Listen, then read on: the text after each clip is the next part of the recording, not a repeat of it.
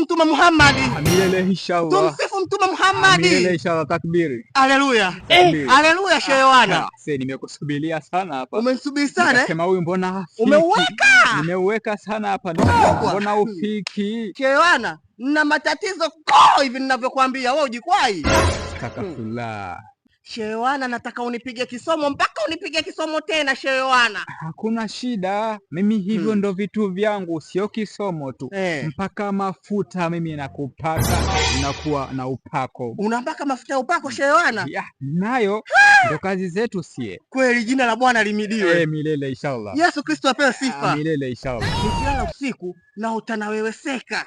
Hizo habari aliniambia Shehe Jacobo. Ndio, nilipompata Shehe Jacobo nikamwambia Shehe Jacobo niombee, akaniambia tatizo lako kubwa mfuate Shehe Wana. Umeona sasa?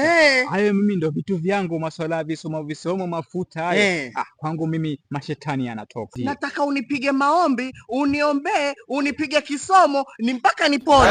Tukisoma Wakorinto 7:8 wanasema unatakiwa upate majani ya kivumbasi, majani ya abdalasini, usagesage upate unga wake, uweke kwenye chai unywe. Kabla ya hapo inabidi wewe nikupigie maombi kwanza. Uniombe? Lazima nikuombe. Hilo ndo la maana nipige magoti? Haina hata haja kupiga magoti. Hata ukipigia makofi kwako itakuwa inshallah. Bwana Yesu asifiwe. Amina kubwa Shehe Wana. Bwana Yesu asifiwe. Amina Shehe Wana. Baba, katika jina lako liidibiwe.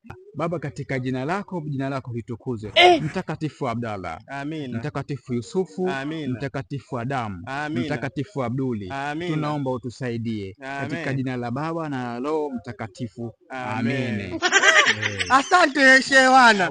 Najisi nimepona. Umepona. Una mke Shehe Wana?